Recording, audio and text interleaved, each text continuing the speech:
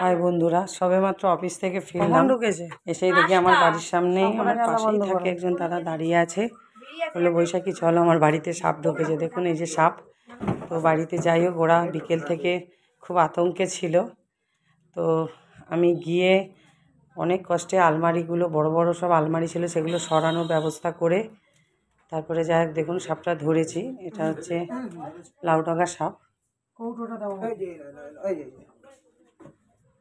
অনেকটাই বড় ছিল সাপটা।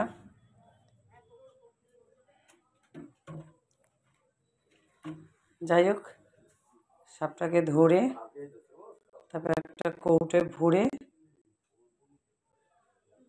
ওকে আমি আপাতত আমার বাড়িতে নিয়ে এসেছি। কাল যখন আবার অফিস যাব, অফিসে নিয়ে চলে যাব ওকে। অফিসে গিয়ে হ্যান্ড ওভার করে দেবো। দেখুন অনেকটাই বড় সাপ, খুব ছটফট করছিল। ওই তো ঢুকে গেছে কৌটায়। ওদের বাড়ির আশেপাশে অনেক গাছগাছালি আছে, তো যাই হোক এরা তো গাছেই থাকতে সাধারণত ভালোবাসে। তো ওদের বাড়িতে ঢুকে গেছিলো কোনো ক্রমে। দেখুন খুব ছটফট করছে, ওও যা হোক আতঙ্কে আছে। ও ভাবছে ওকে হয়তো মেরে ফেলবে, সেই জন্য ও ভয় ছটফট করছে। কৌটোটা নিয়ে আসো।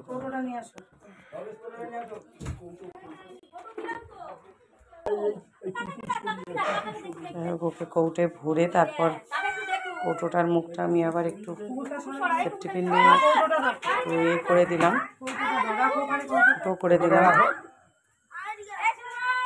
যাতে ওর অসুবিধা না হয়। দেখুন কৌটোর মধ্যে আমি আবার ওকে ঢোকাচ্ছি।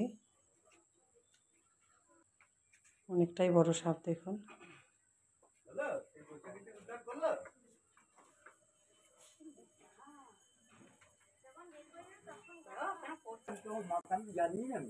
ব্যাস কাজ শেষ, ওকে নিয়ে বাড়ি চলে আসলাম।